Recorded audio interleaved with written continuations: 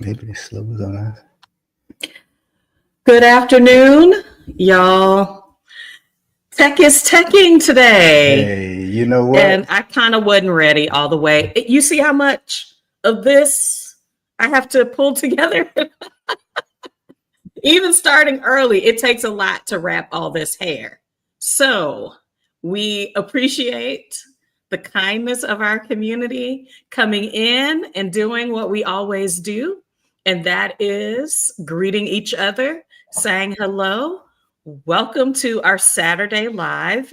I'm Dee. And I'm Herman. And this is H&D Abroad. This topic today, I thought I would not ever see it as a possibility to our move abroad possibilities. And I'm still working through it. And so I think if you are, I don't think it's just a part of the move abroad like expat side.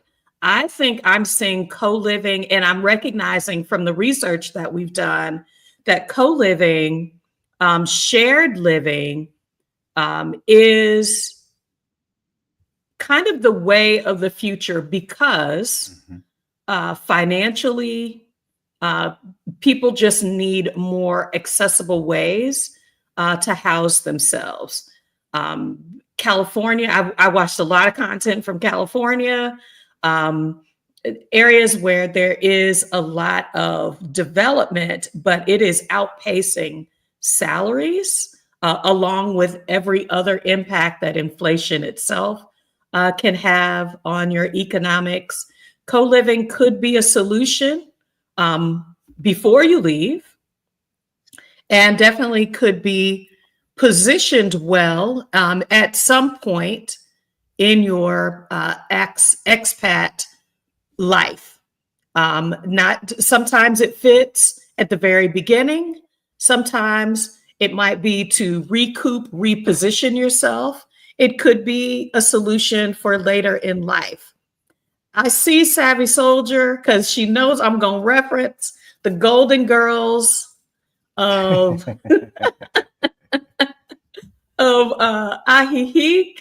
That was my first real introduction, talking to Miss Donna and Miss Sonia, who I've had on this channel several times, individually and collectively. But they've shared how they started their move abroad in Mexico in a co-living environment. And so she is a resource. You can ask those questions in the chat. You are also welcome to ask those questions live. But before we bring on my bestie, my airport bestie, let's introduce our channel and then we'll get started. Okay, so we do all things simultaneously around here. We get going. So again, I'm Herman. This is my beautiful bride Dee.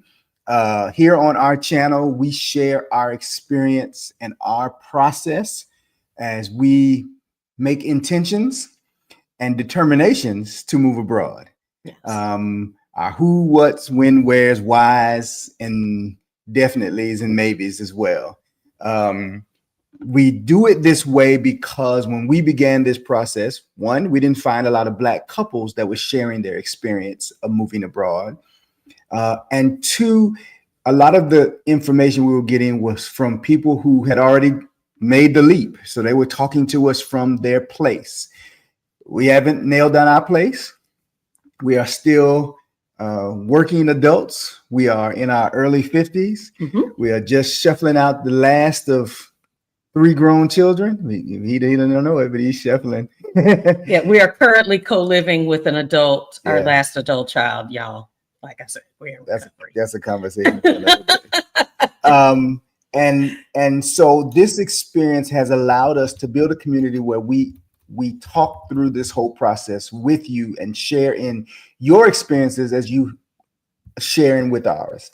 Yeah. If this sounds good to you, first thing we want you to do is like on this video, because it's already going to be good. It's already going to be good. It's going to be a challenge. for nobody else, it's going to be a challenge for me. So it's going to be good. We ask that you subscribe to our channel.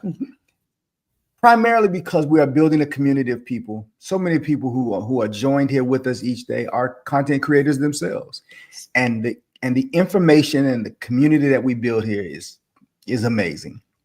And hit the notification bell. We go live every Saturday at this hour, 1 p.m. Central, 2 p.m. Eastern. When we go different times, when we talk to people from all around the world, sometimes we go earlier. But because we're in our community, you would know that because you're a part of our community. So that's the spiel. We're the people. Yes. We're So gonna I'm now going to shout out quickly all say, the folk. let's see. So, hello, Savvy Soldier is Miss Donna.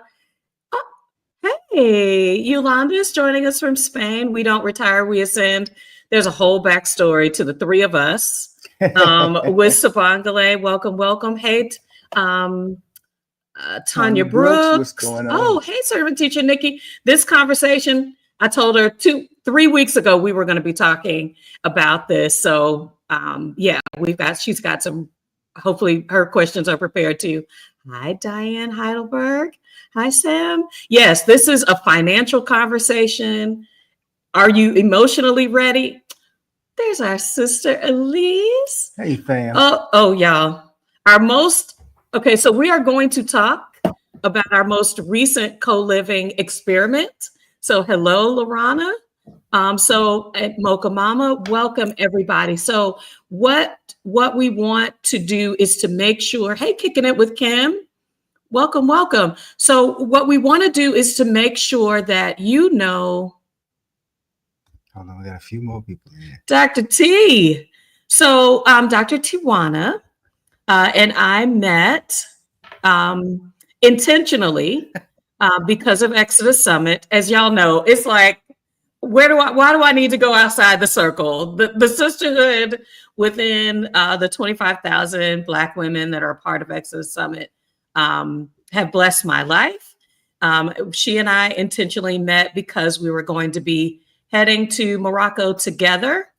And I have witnessed her expertise, her heart, her expertise in just project management. So I feel like someone that's doing this who understands processes and people and managing people and processes, systems, I think is someone that I would feel safe guiding me in this conversation. But also she has deflected his jokes effectively from the very start. We ace it. So thank you, Dr. Tijuana, for saying yes. Thank you so much for creating the co-living community. She also has Transition to Tech, which is her other YouTube channel, where she's talking, all things preparing your resume, preparing your skills to finance your move abroad. Co-living is a current conversation that a lot of us are having as we age. And so those of us with adult children, I think there are a lot of access points that I've taken for granted in the co-living space. Dr. Tijuana, go ahead and introduce yourself and the co-living life and how you are curating that space, hopefully for people like us, single, married, adult. Can you talk about that?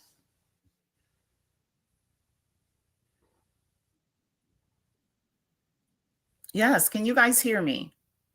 Yes. There is a delay, y'all. So we're working through it. Okay. Thank you so much for inviting me. I am super duper excited to be talking about this topic. It's dear to my heart. I'm living it. I'm breathing it. I'm helping others navigate the space, be it a co-living housing provider or someone who's interested in opening up their home. For those of us who are either on the road domestically or headed out internationally, for those interested in co-living to come together, share ideas, and find their tribe so that they can either use co-living as a springboard to get out eventually within a 6 to 9 to 12 month span, or those who've already taken the leap and want to share the this opportunity. Yeah. So, okay. So you're mentioning also helping people to manage or consider creating a co-living space as well.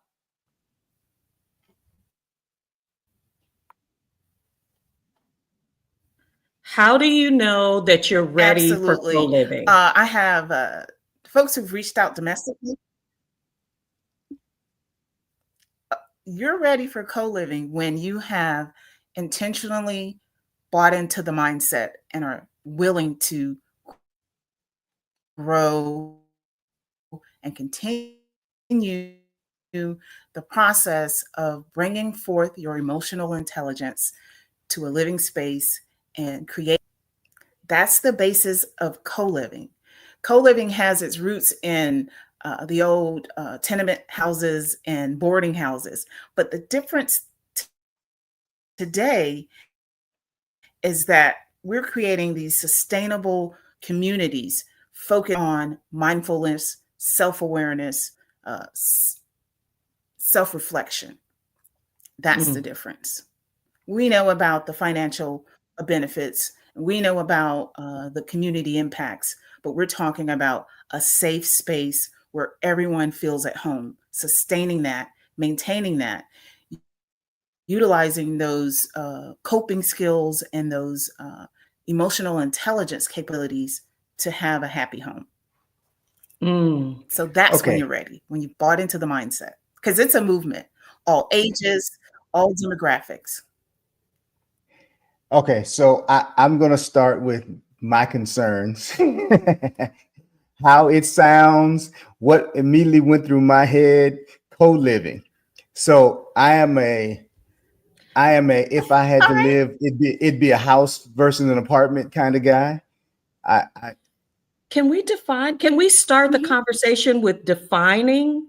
Is there a common definition? Because I put one in the description, but I just want to make sure that we're level setting the conversation. right, because I Right. was going to say that because co-living to me sounds it sounds like apartment living. It sounds like dorm living. You know, we just recently had a hostel. Is that am I pronouncing that Yes. correctly? Not hostile, a hostile experience. And so, those are, I'm a private space kind of person. How does that affected by that? Looks like she might be frozen. Uh-oh.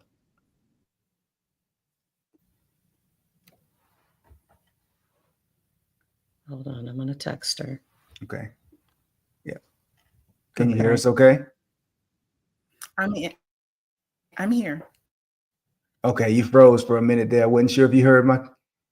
Okay. Yes. What was the question, or Well, okay, so what in was in the general, yeah. So define for us what co-living concern? is, because co-living, for those of us who hear, I got to live in a space with a bunch of strangers and share stuff and protect my stuff, and there's privacy issues.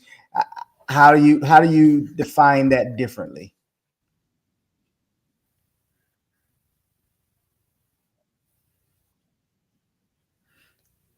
Mm-mm. So I think I heard you say you're living in a space with a group of strangers, and how do we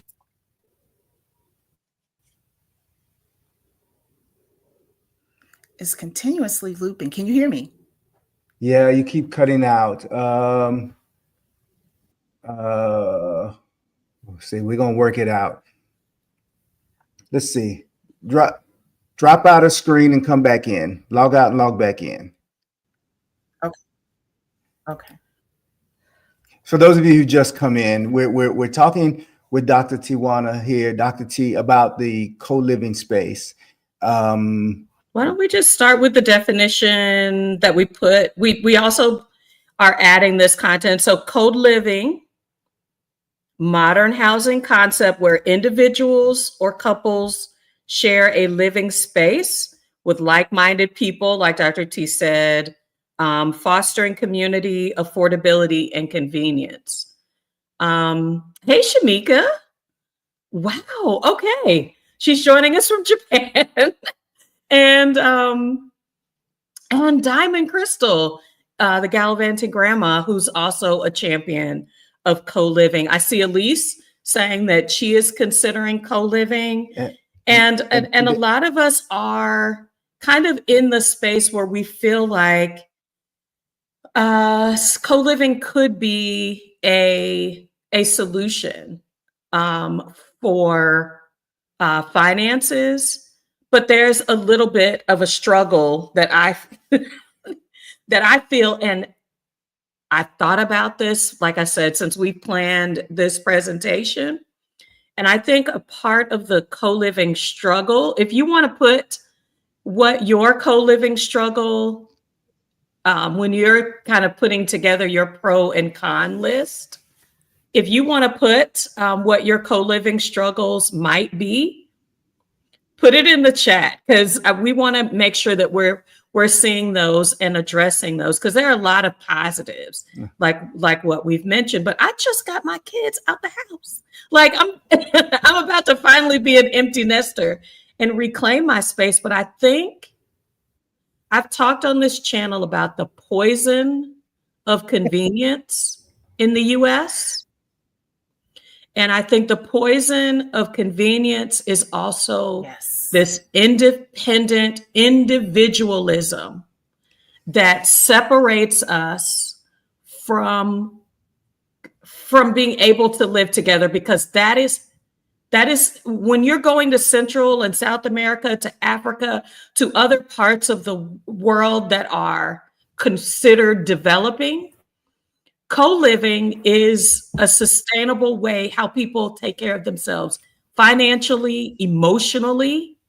There's someone in the house. Loneliness, not just, we suffer from those things. I think because of that, could co-living be a solution? So, Dr. T, you're back. Let's jump right in. Yes. Right. It is absolutely a solution. The loneliness syndrome is what it's being called, is a real thing. Mm-hmm. We have people establishing themselves financially, but they may have missed that community element. And so they end up aging in place alone. If you recall, I'm here in Los Angeles, and we had, the detrimental fires a few months ago. There were a couple of older individuals who lived alone, who perished in their beds. So think about that from a survival perspective, a lack of community perspective. Had they had someone who could have helped them get out, they would still be with us here today. So another element of it is that we're all thinking about these grand places that we want to move to. Mexico. Some people want to go to Italy. Some people are focused on Africa. Those are all places that have a communal mindset. So we're uprooting ourselves to go live in these communities or focus on these areas, but we don't have the communal mindset in place. This is what people do. I'm a real estate practitioner also. I've been a broker for 22 years. I've helped numerous families and individuals find their special place. When it comes to finding roommates and people to live with, that is the hardest part. I've had parents who come into town, they are sending their children to USC or to Cal State LA, and they're driving the conversation about the co-living it needs to be the individual who has that mindset, who is bought into this alternative approach to living, and understand that it is an emotional process. The finances are great. There's cost conscious elements of it, but there's community and convenience that impacts the individual. And only the individual can determine what a co-living space will offer them and what their ideal space is. So there's the, traditional sense of it's a shared living space, but the individuals define what makes it a co-living space. So we have to start with the people, the purpose, and the property. The people have to buy into the mindset. Who are you? Not what you did for the last 40 years or 30 years, Pulitzer Prize winner. No, who are you at the core? What can you do to identify yourself in a 1 to 2 minute pitch? That's what you need to work on, because you'll be bringing that to a conversation with individuals that you are considering co-living with. So you have to identify who you are, not what you did professionally, who you are, and then who your ideal mate is. This is personal. This is about you. You may be a member of a couple, and the couple is considering this as an option, but the couple is made up of two individuals. So you two have to individually define who you are and what you're looking for in co-living. That bleeds into the purpose side. What are you doing this for? Is this a long-term solution? Or are you moving to Portugal and you need to have a place in order to go for it? Is it your D7 visa? So is this a short-term stopgap, or is this a long-term approach? Because that will guide the people that you're actually looking to co-live with as well. So people, purpose, property. Now you start looking at, okay, I'm the individual who may have some mobility constraints. So I need to look at properties that don't have 3 flights of stairs. And I'm also a former band member, and I want to have a space to practice my drums once or twice a week. That defines you as a purpose. The people who you're considering co-living with need to understand that about you, but the space needs to be able to offer that option for you as well. Or otherwise, you're going to be playing your guitar in the living room, and your co-living mates may not have bought into that. People, purpose. Yes. The mindset has to be there. Doing what's good for the collective, keeping that at the forefront. I have a little quiz. What you value, what are your characters? Absolutely. I have a quiz at the end. So y'all make sure you stay till the end, because I'm going to run through some questions. These are just yes or no questions that you might want to answer for yourself, maybe bring back to your partner.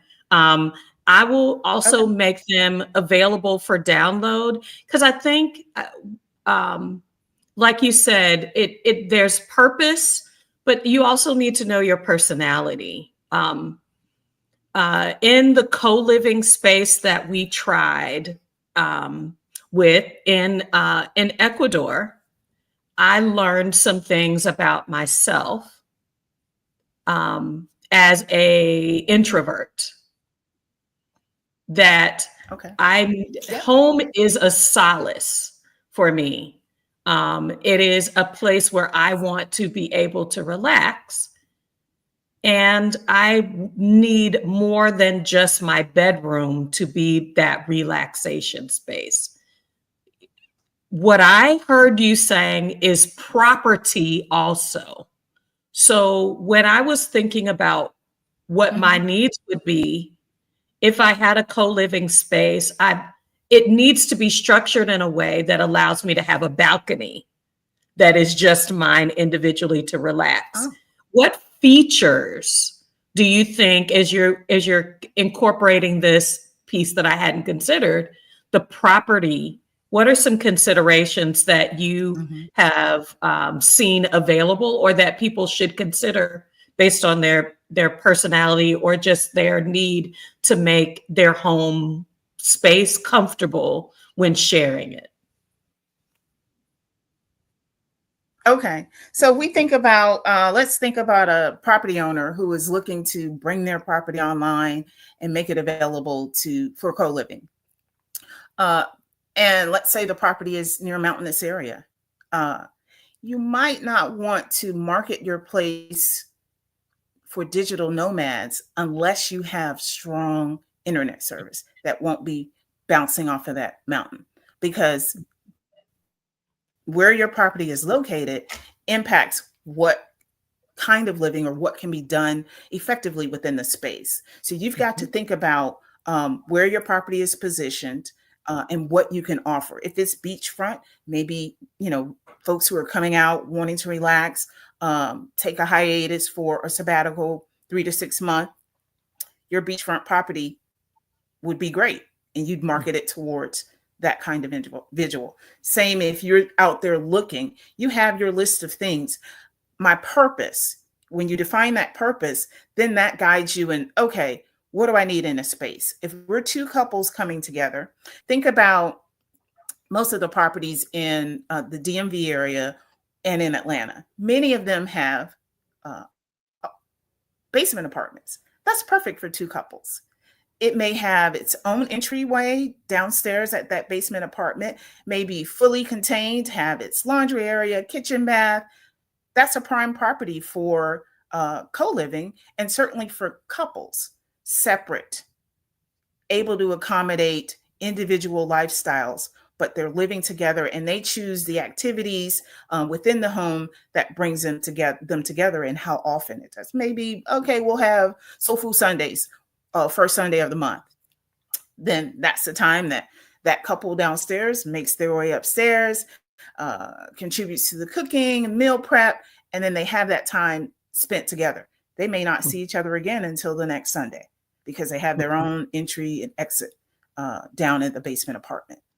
Okay. There's some structures that have they may have the kitchen as a central hub, and then the bedrooms are off on different sides of the building, the unit as well.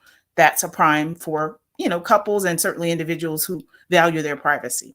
So you've got to look at the property, where it's located, and what amenities and features that property has, because that ties into your purpose. Yeah, I go ahead, Dage, because there's some questions in the chat also. Well, I mean, and I'm still listening. I mean, and you're answering some of the questions, I think, appropriately. In this community, and I'm just going to. What are your reservations? I'm just going to say it like it is. In this community, we have a lot of single ladies, and I think that married men, we come to the table with, and again, I'm generalizing here. So there's a territorialness, and we say it's privacy in America, especially. I agree with you that in other cultures and around the world, continual family living, group living is a part of the culture. As Black people in general, we don't sustain that as much as we used to. In the city in which we live, in the community in which we live now, there are areas that are heritage family lands. And there are houses all over that land. And most of the families don't live there. They live in the city. That land is just sitting. And somebody, and they show up there like we do all the family reunion kind of things. Everybody shows up in this event. We do a big thing and everybody goes back to their own space. Because there's that measure of, I need to be out of your space and you need to be out of my space. We carry that baggage with us. We carry a privacy. When I am in a space with my wife and she wants to move through her space openly, I'm sensitive about, how many blinds I got on the window. We come with all of these challenges of conversation. I was in the dorm all through college. So I hate other people in my space. It's just, I mean, it's just, it, apartment living is a challenge for me because I don't want to hear you. I mean, so we bring all of our ideals and traumas and past and all that to the table. How do you create a conversation that begins to calm some of that baggage? Because I trust me, I understand co-living is a broader thing. I understand that it can be, I'm in my, we were talking about it this morning. We're all in our own tiny homes on a property, but when you have dealt with people who unexpectedly are invasive, we live in a bit of an invasive culture and country. It's hard to imagine we're going to share this space and you're going to respect it. Yes. I started out defining co-living as a mindset. You have to make that mental shift to understand you've made this commitment for the good of the collective. You have the self-awareness, you have the self-regulation. That's key. So you may be accustomed to sprawling out Super Bowl night, in the den, watching and, taking over the whole den as the man of the house. But now there may be two men of the house. So you've got to have that mindset shift to say, where am I? Who's here? Who have I committed to create a harmonious space where everyone's needs are being met? You've got to make that shift. So my father was in the military and I was born in Madrid, Spain. When we stayed there until I was about 4.5. We came back to the States. We moved in with my grandmother, who was also taking care of my cousin, who at that time must have been 8, the same age as my sister. I don't remember much about my youth, but I remember how difficult that time was for my mother and my grandmother. Because there was no conversation about it. We were coming back and we needed a place to land. So we landed at her house. I do remember shortly after our arrival, us finding our own place and moving down the street. That distance gave them the space to mend their relationship because there was no conversation. There was no commitment, one-on-one, having talks, establishing house rules. There was none of that. So, of course, there would be challenges because there's no commitment to understanding the people and the purpose. I'm sure there wasn't even conversation about how long we were going to be there. Just showed up because that's the thing that families did. Right. Fast forward, 2001, for a short time, my mother and stepfather moved in with my sister for him to be near better health in Atlanta. That started with a conversation. How long was he going to be there? What the purpose was, the health. How long was he going to be seeing this practitioner? What were the needs? It even required a shift in bedrooms. But that conversation was had, communication was there, a conscious effort to protect the collective was thought out. Years later, different mindset, everyone's sitting at the table. Got to have that buy-in, got to have that communication. That's why the people part is important. You need to know what makes the individuals tick, what their communication style is, so that when that issue pops up, you know who you are having a conversation with, maybe not confronting, but having a conversation with. So you've gotten to understand that person. You know that you need to self-regulate and maybe put a filter on, but you've made that commitment to fair communal living. Yeah, and So is there a difference? Have you noticed a difference in the challenge between co-living with, as you're using your example, with family versus co-living with people who you have no prior connection to, and you're trying to build how difficult is I'm that? I mean, co-living now. I, I'm co-living now. I knew one of the women, but the other woman I didn't know. We had to come to the table. What expectations? What the expectations are. And I'm in a space where I was supposed to be gone. I was supposed to be living my best life internationally right now. I had all these grand plans for 2025, and then the universe, and I got a couple of opportunities that I needed to stay in town for.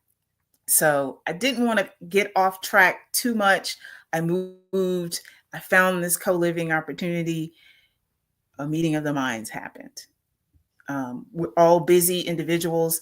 I'm mid 50s. The homeowner is late 50s, and the other co-living mate is late 60s. So different eras or times from a career perspective, different approaches to life, and it's working. And then we have 2 dogs here who are really the bosses. Our world just circles around them. Girl, you just added a whole new dynamic when you add children and pets. Exactly. Lorana's comment about knowing our commitment is on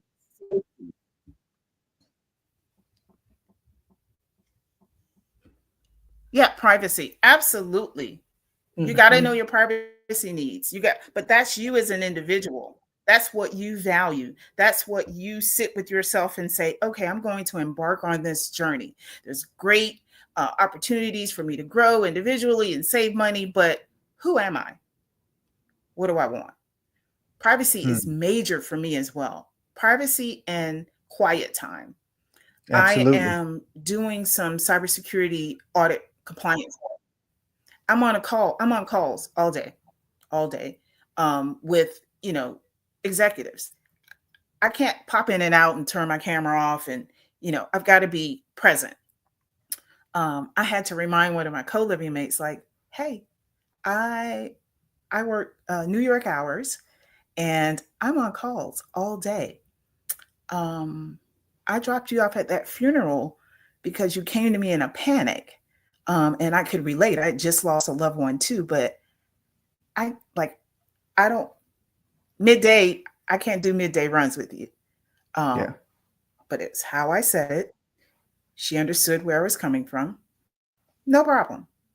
But when you understand the individual and you step back and think about your approach, you can have any conversation. You're bringing up something that,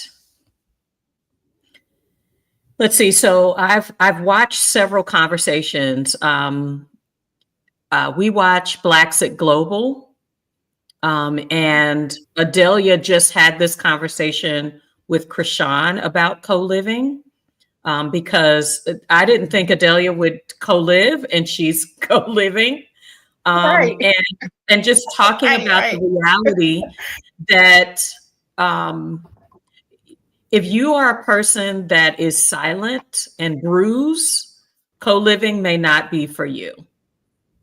If you're unwilling to find the middle way, then co-living may not be for you. I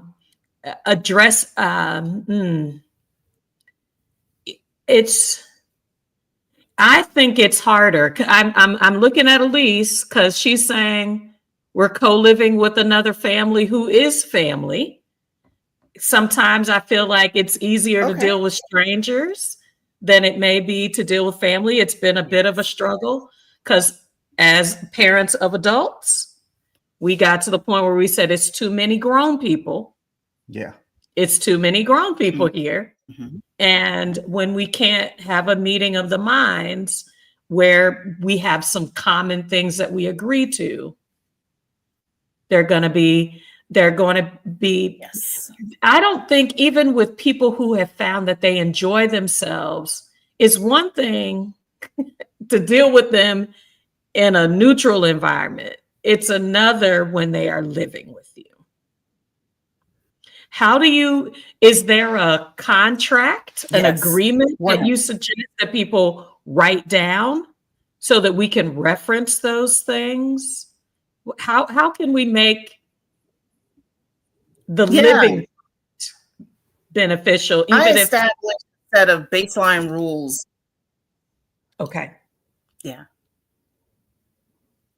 come on. Yeah. There's a set of baseline rules that you want to cover in terms of, you know, quiet hours, privacy standards. What are the common areas in the property? What's off limits? A lot of tension can come up around food and what's in the refrigerator. So really, believe it or not, I think it might be an American thing, but okay. But yeah, no, establishing what is shared, right. What is shareable and what isn't, and where do you put the things that you don't want to be communal? Okay, really getting down to the nuts and bolts. Visitors. How long is a visitor before they're co-living mate? Like, are we allowing 2 nights, 3 nights? Yes. And then where is affection displayed? Is it all over the house, or should that be behind closed doors? Having these conversations. Yes, getting down to the nuts and bolts. We're adults here. We've got to have these conversations around, and you can start it out around common areas. And out of that, all of these other things that I've touched on can be elements that you discuss. But common areas, safety is key. So understanding what are the standards around keys and lighting. You know, if you're going out at night, letting someone know, not necessarily from I'm tracking you, but so that when you come back, there are lights on. Or is there a conversation around, okay, we'll have the porch light on from 11 p.m. to 6 a.m. That way it covers anyone who's out. These are the conversations about creating harmony. You're not just roommating and you're in and out and you're, hey, I come in, I'm in my room. No, harmony. Having these basic baseline rules. Anyone can live together. You think about, go ahead. Is there an expectation to be social? I'm speaking as the introvert here. He's going to love it. But not as much as she thinks, because I'm listening to this conversation. And I'm just like, there are times of day that I am not social. Don't ask me what do you call that? Logic questions in the morning. I don't schedule myself for morning meetings before 10 a.m. Please don't come to me with, I feel like I'm learning myself at this 50 plus. And it's okay. And I guess for me, a part of that in connection with that is my home is my separation space. Because I'm an outside worker, I spend the whole day being someone to people. And so when I come to my space, I don't want to have to be protective of the space that I'm in, because you might see me, you might hear me, you might need something, I might hear you. Our first apartment, and this is just because we all grown here.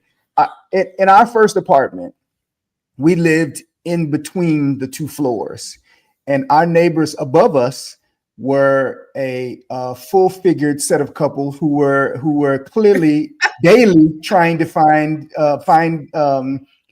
They were trying to have children. all the time. Like to the point where we could see the ceiling fan moving up and down. And you know, I would call her from work and I could hear the ceiling creaking. And you know, so you know, you bring, you know, in the dorm 2 floors down, I had a classmate who played either his guitar on his amp or his drums at 12 o'clock at night every night. You know, there's so many things that, so having a space, I'm listening to this, and you're right about those pieces, the mindset, the people, and the property, because I clearly would either need to be really, I'm trying to imagine being at a comfortable enough space to have the complete conversation. I'm realizing I've taken so much of the conversations daily that I have with people. I'm such the diplomat that you learn to temper, because you don't want people to take it the wrong way, and you got all those feelings. You're just like, I just want my home to be, you know, I just want to chill. But when you're considering all those pieces, there's still a place, there's still a process that is potential for all personality types and all needs. Let me ask you, because Yolanda is in the chat, and she's providing a temporary space when people land. You know, this is, the expectation is 2 or 3 weeks at max, and then she can space them as. I'm hearing a lot of variability in how you co-live. Yes. There was a sister that said, I realize I can do 1 week a month. I can have people come and stay in my space just 1 week. That's my max. And then I need 3 weeks to kind of recuperate, to be ready. Somebody else put in the chat, I had the question up from Nikki about being in Mexico. Central and South America tends to have multiple bedrooms and 1 bathroom. Like, one of the questions that I'm going to ask about is, I will share a kitchen. I will share a living room, but baby, it took many decades to share a bathroom space. Talk to us about literally I'm with the you, structure of the facility and knowing where your limits are, or how to navigate, especially those intimate spaces. You know, that's that property piece where, you know, you've got to have the honest conversation with yourself when you're considering this. Like, am I going to share a bathroom? How could I share a bathroom? Maybe we can clean the house ourselves, but we have a housekeeper come in once a week to clean the bathrooms, or some other time that fits. So you're working through, how can we make this work? If that's not something you want to do, you got to pass on that property. You got to move. You got to find another space that you yourself would even consider offering out to other people to join you as a co-living mate. It's really rough for me, but it's working with housekeeping. One of my horror stories with co-living was college. And it led me to have a private room from my sophomore year through my senior year. I let me know, excuse me, that I wouldn't be staying in the room, excuse me, for the weekend. And I did this often. No big deal. Well, excuse me. Take your time. I needed to come back and pick up some things. And it was in the evening. Uh-oh. Hold on, she blinked out. So yeah, I don't want to share my horror stories, but the one I have is probably, I had a lower classman living with me in undergrad, and she watched her personals in the sink. And Like this conversation is re-triggering probably from dorm life. but again, you had one person to share a bathroom with. I had 7 other people to share a bathroom with. One toilet, one shower. I mean, that gets old. Sorry about that, guys. You're all right. You're all right. Hold on. Let's see if we can get your video feed. Hold on. There you are. There we go. I don't share Sorry the about that, bathroom with the guys. children. No, you're all right. If we had one bed, So I come back into one my bedroom room and I yeah. open the door. Okay, so I come in my room and I open the door, and what's facing, resting where my head goes in my bed. So I'm like, hold it. Not only is someone sleeping in my bed, they have their crusty feet where I lay my head. And who is this person? And how often has this been happening? Yeah. These were day beds that you pull out to sleep in, and then you push back in. Yeah. Sleeping in my bed because when I came back, my bed was pushed in. I tried to have the conversation with the roommate about it, and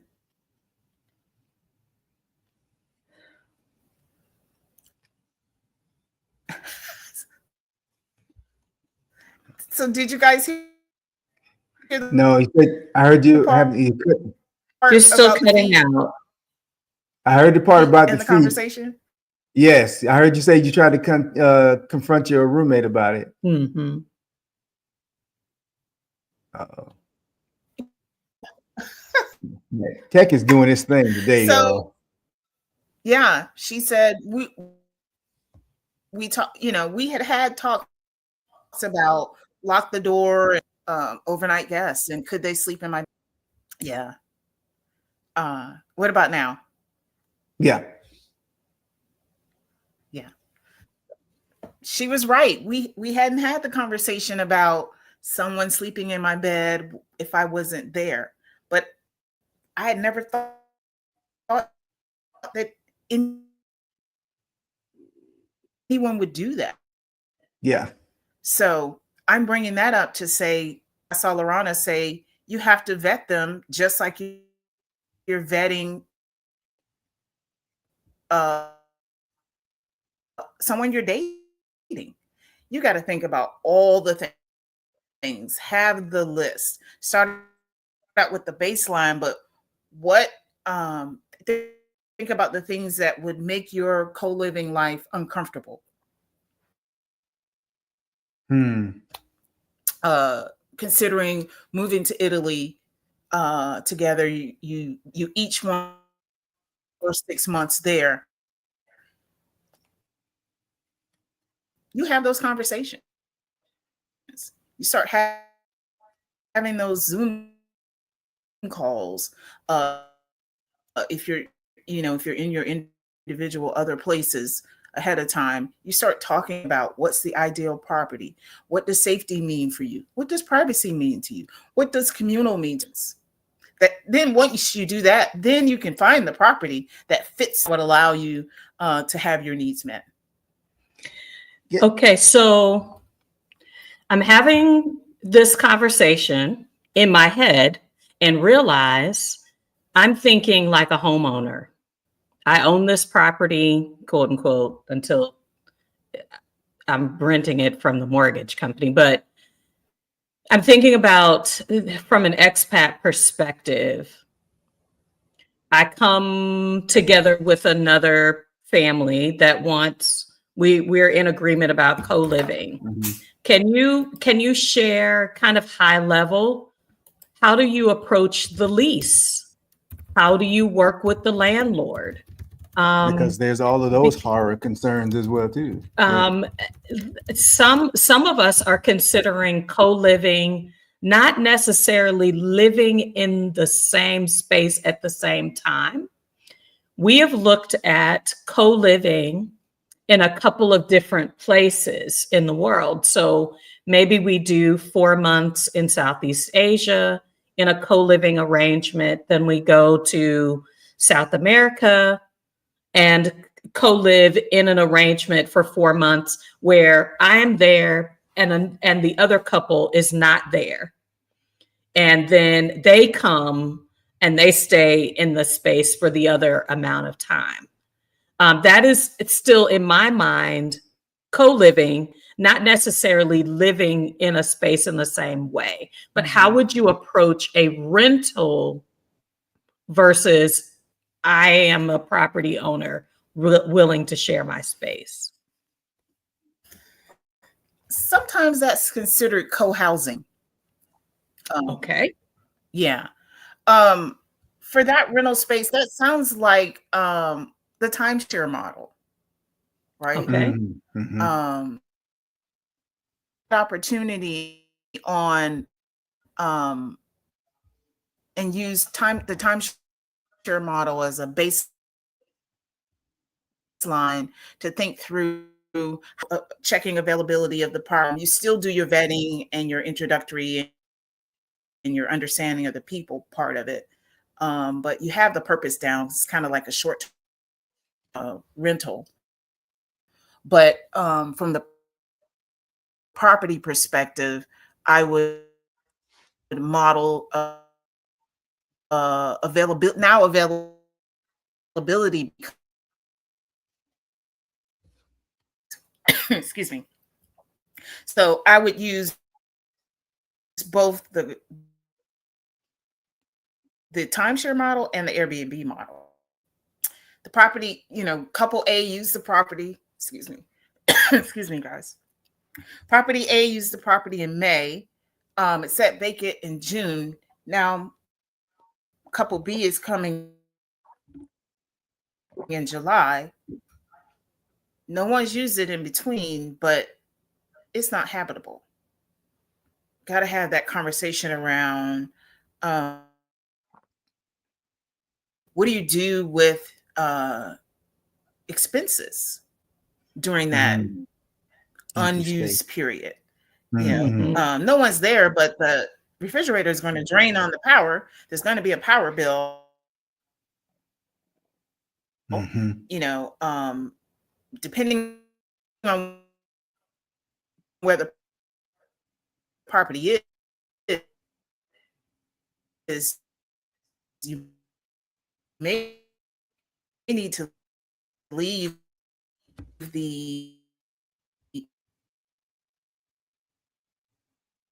wow, this is, guys, I'm in Inglewood right now and I'm in the flight path. This is a lesson learned to not be here when I'm trying to do my StreamYard interviews. It's okay. We understand. Now? Yeah. Because it's such a good conversation. So when you're looking at renting, very good. Yeah. When you're looking at renting in that model, and living together, yeah.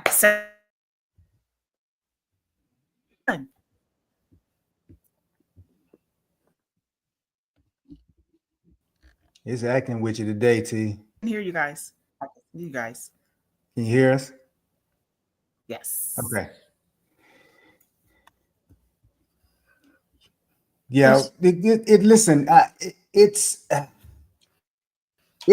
definitely a practice in self-awareness, first and foremost, because I'm sitting here listening, and we stayed with Lorana in a communal space that was temporary. So you kind of expect the temporariness of having a group of some other people or person or people who live there while you are sharing a space. We went from there and we stayed one night in a hostel. It was one night. And we had a private room with a private bathroom. So once we closed the door was closed until we opened it up in the morning.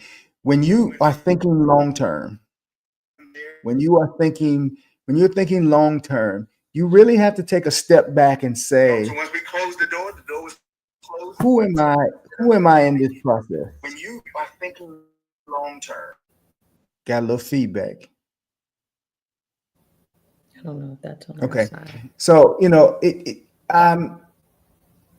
I hear you guys well. Yeah, when you're thinking long term, you're saying, okay, how do I readjust my thinking for this process? Cedric. It's not just your home anymore. It's not, when I had an apartment for 3 years before we got married. But I also at the same time was working at a group home. So I spent most days in a communal living space, but I was racing to my house on those days off. It was because it was the only time I had alone. And she was the only person, Dee was the only person who could come to my house, announced or unannounced, during that time off. Everybody else, I was like, I had to see you on the street because I spend all of my days in somebody else's presence. How do you create that our home mindset with other adults?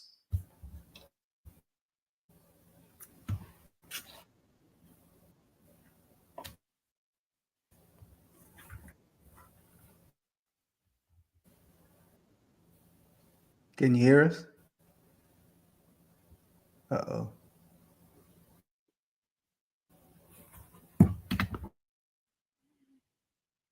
Let's see, she's frozen again.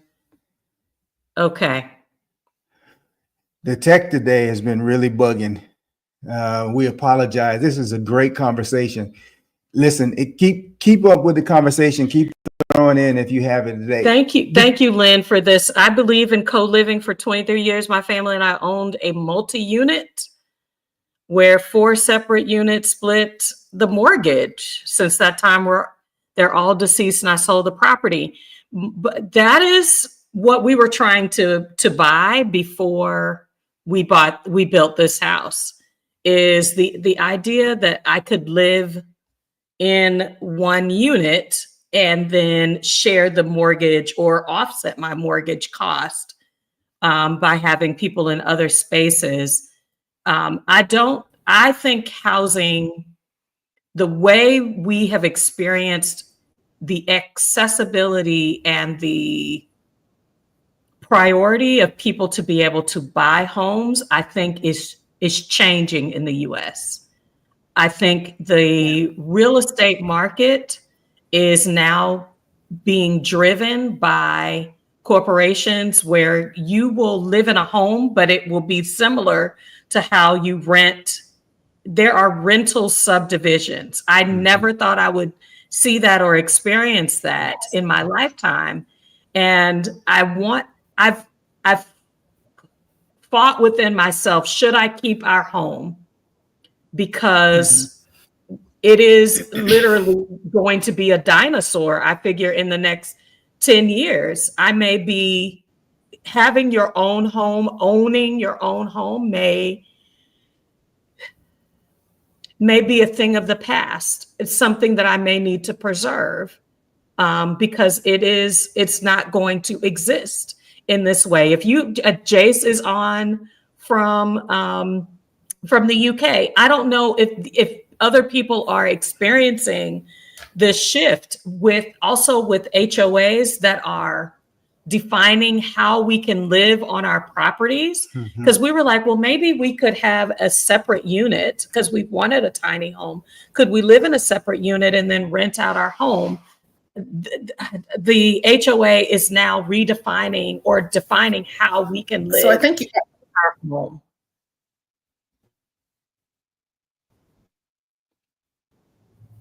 Go ahead, Dr. T.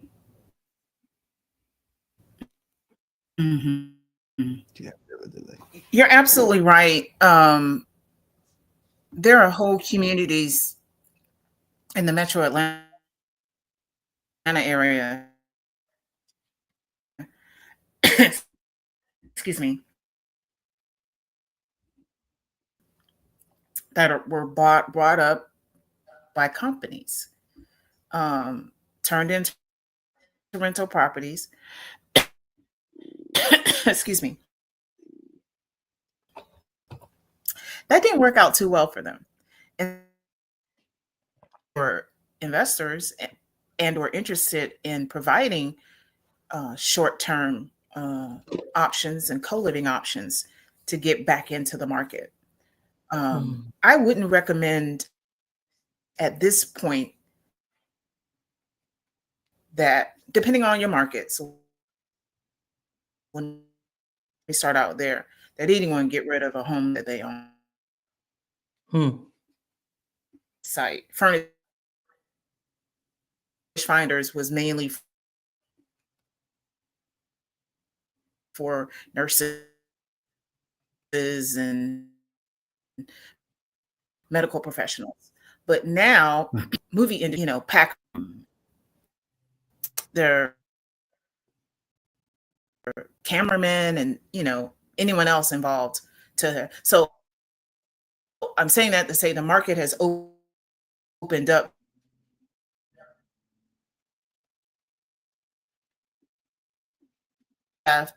We were able to start using short-term rentals for our stays versus hotels, because, and I'm sure they were doing the math on that hotel rate, the food, and all that. So now we were now having the opportunity for co-living, sure, on a project, and the project is 2 years. So imagine being able to just save that space and go home when and if you needed to. There were times that I was away in a 30-day month for 24 days. So to have had the option space that I shared with my colleagues or decided who were plugged into an existing space with none of my colleagues would have been a great. So there are opportunities out there. This is indeed a movement. We have Elizabeth White is a member of our group, that co-living community, spotlighted another lady in Italy this week. We're spotlighting women in the housing industry in the group this month. Digital nomads, or any other person that's interested in co-living, and enhancing companies that have provided options for unrelated individuals to come together and buy property. One of them is Nestment, like a spinoff of investment, but Nestment. And that's allowing people to come together and buy properties. Something that didn't happen in the past.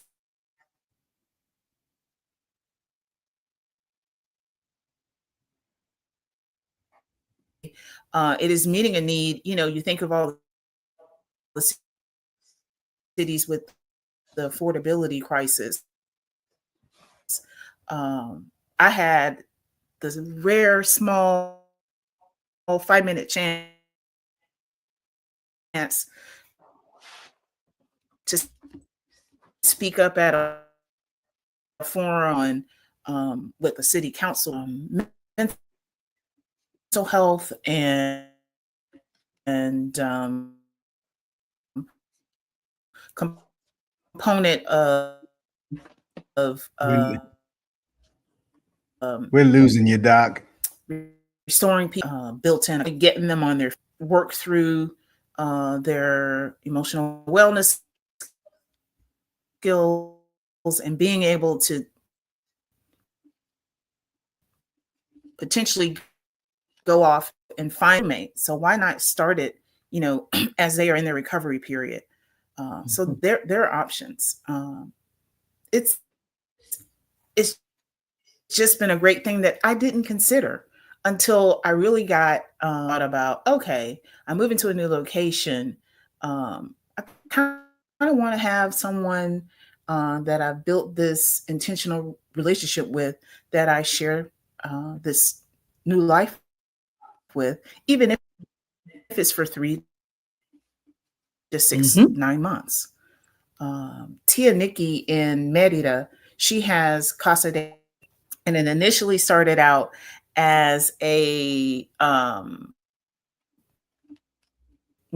month soft landing spot.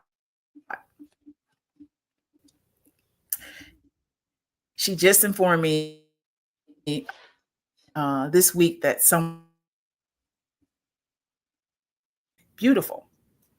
It's whatever you want to define it as. Yeah, Labrana's place in Ecuador was the first place we felt comfortable taking a chance. We got to know Labrana. We understood her, the welcome, the International Welcome Center is, and so she is sharing, a healing first model. She has floor to ceiling windows. I mean, there was a lot that appealed to me about being in the space with her and trusting that within a week that we could vet some of the things Cedric is talking about, like deal breakers, habits, what are my individual needs?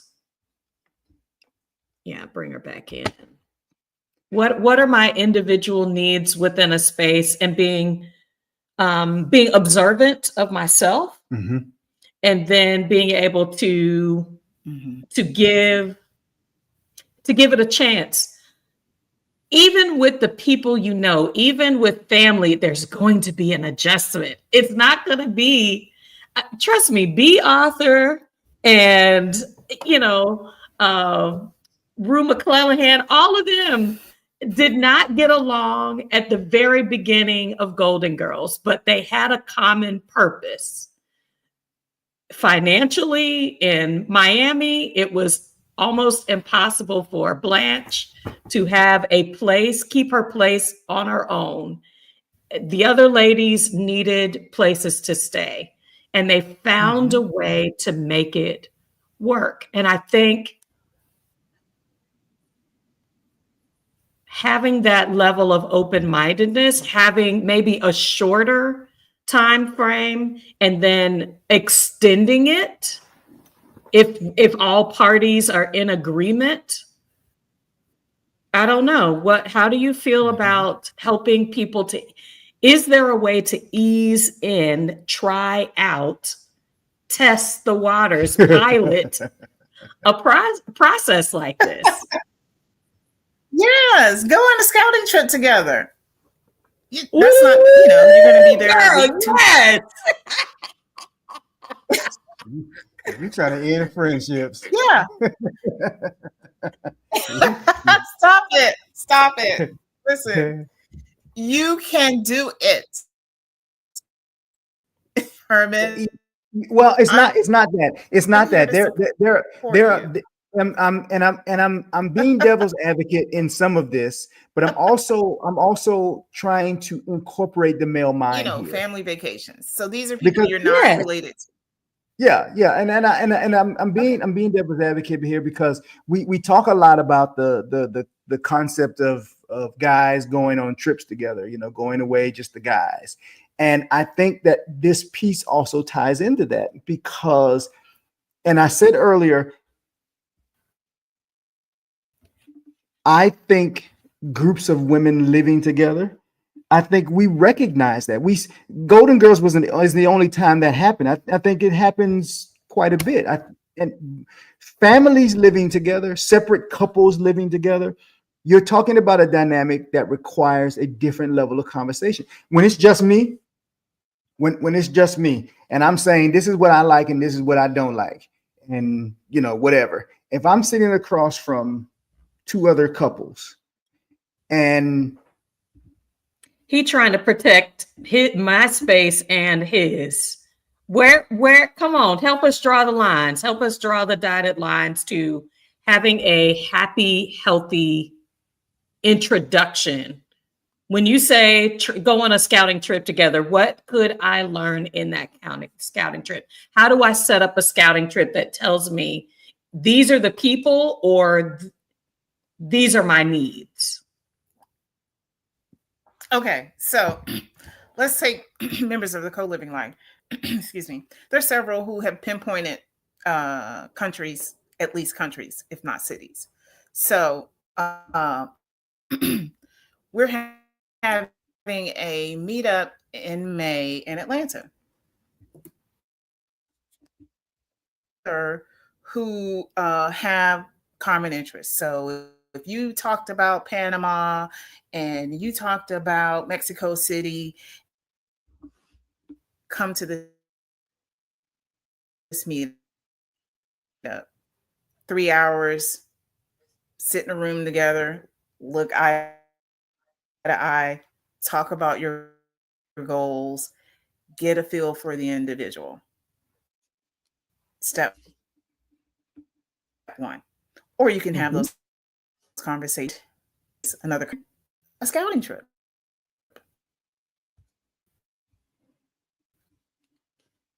You perhaps identify an Airbnb that will meet what your needs are. Are you going to be cooking? Are you going to be mostly eating out? Where do you want to be? Do you want to be near the airport? Do you want to be near downtown? Blah, blah, blah. So you at least have those conversations. Then you take the trip. See how they respond. You're going to see how they are, how quiet they are. You're going to see if privacy on the calls. Because now you're in the space, you're sharing a space. It's got to be a long enough trip where all the honeymoon parts of that bleed off, where we have time to stop being nice. People who we want to live with. Yeah. Exactly. At the end of the day, communication, respect, willingness. Listen, Doc. Okay, so you were May 3rd. We're in Atlanta. It's a Saturday. Is this a speed dating? A speed dating for co-living? Even on that, co-living mates about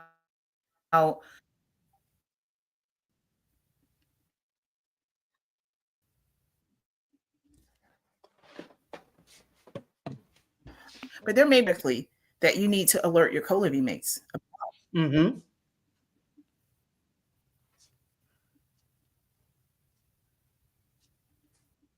Yeah. So it's that having that, but you will have had these conversations. You will have gotten a feel for this is my tribe. These are my people. This is who I'm going to live with. So now we're taking this relationship to the next.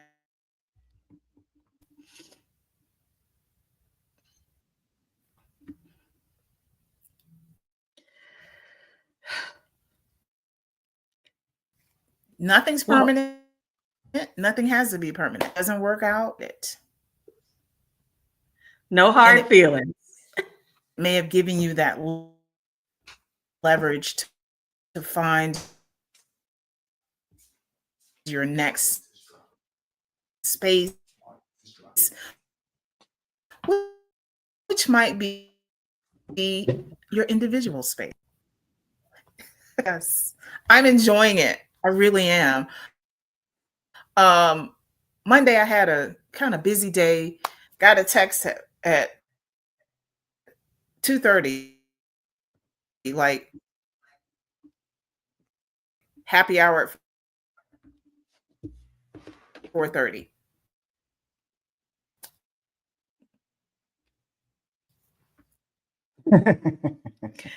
I'm with that. I made a beeline to happy hour with my co-living mates. Had a ball. Each went our separate ways. I came back. Done. Built-in family, built-in friendship, built-in about this. I hope we've gotten Herman to start considering and putting that list together of how can this work? Not this won't work because how can this work? And again, for how long?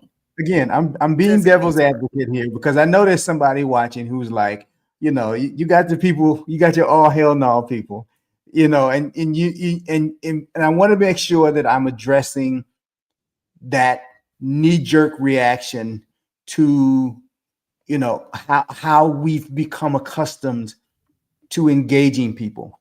I listen to Dee and the people she interviewed, and they say, I need my space, I need my time, and I was like, okay, how?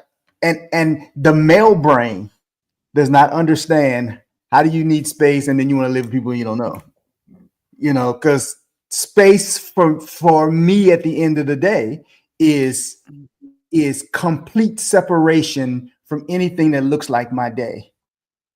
She's asked me about living in town, and I was like, I want to come away from town. I see town all day. I live where I live because it doesn't look anything like where I go all day. It looks completely different. It sounds different. It feels different. The energy is different. And yes, it takes me a little while to drive here, but when I get here, there's nobody here with me. And so again, it's another one of those gender differences in how we approach, peace is a different word between men and women. There are places to use accessory dwelling units. Mm-hmm.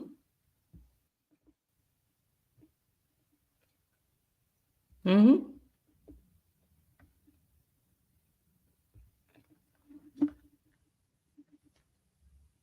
Options. That's all I'm asking for. Mm-hmm.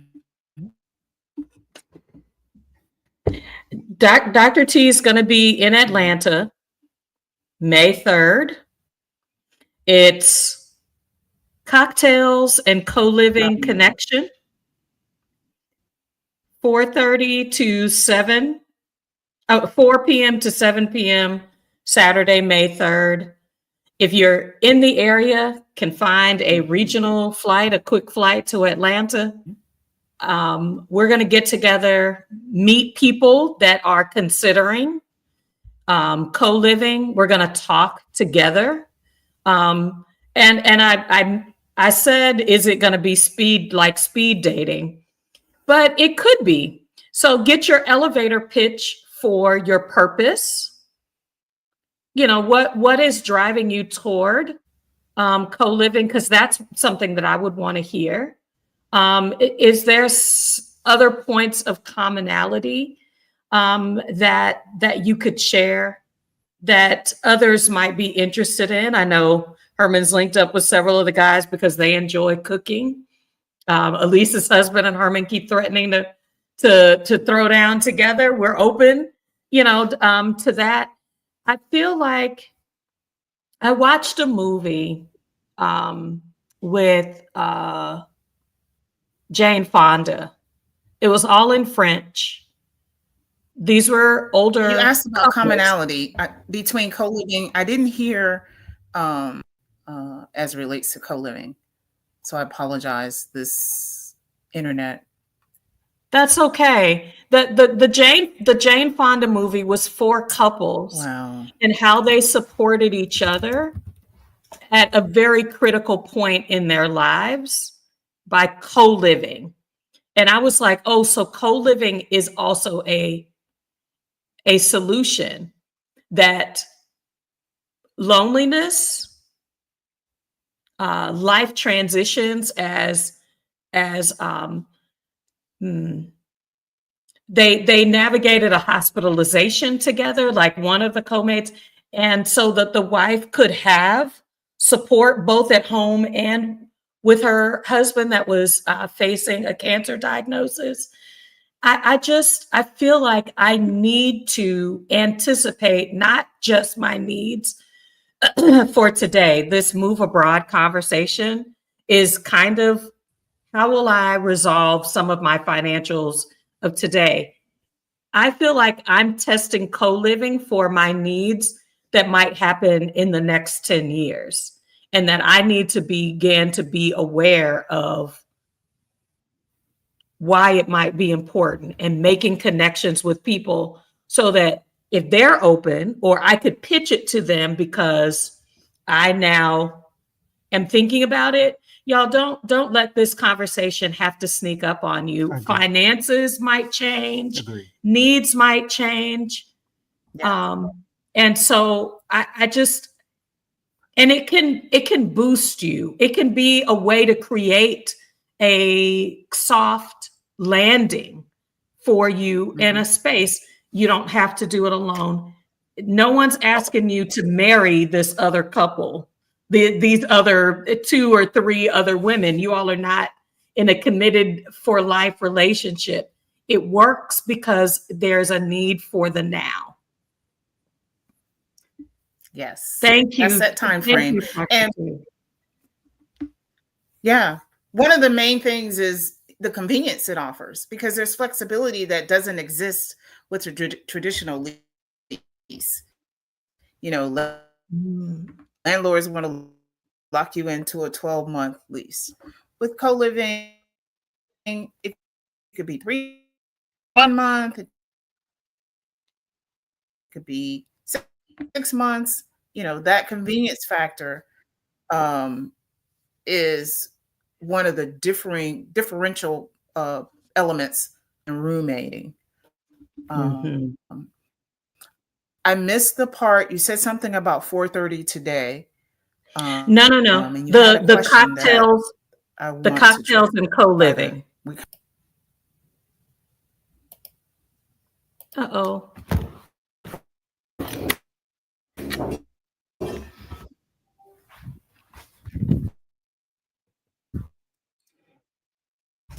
We're going to put Dr. T's information and the information for her event in the description and in the comments. We appreciate everybody being a part of this conversation today. Dr. T, we thank you for being with us today. You provided us great insight and information. Yes, I'm thinking better. You go outside? Yeah. So the details for the co-living all day, 10-hour days. Internet is strong. Now I want to meet with my friends, and it's just terrible. Listen, StreamYard is a beast. Everybody knows. In the description for today is the Co-Living Life Facebook group. There's also the information for the meetup in May, May 3rd. So if you're interested, come on, we're going to be there. I know Sabangale says she's going to be there. Y'all, I just, if this is a conversation you're wanting to introduce to your family members, that you want to just kind of flush this out a little bit more in person, where technology won't sabotage our joy. I am so honored to have Dr. Tiana in this space, sharing her expertise and experience. There are also The conversation that Adelia had on Blacks at Global is also linked there. And we'll add the TED Talk that talked about co-living, that introduced this concept to me. Any final thoughts, Dr. Tijuana, you wanted to share? You can type it in the chat and we'll read it if you want to.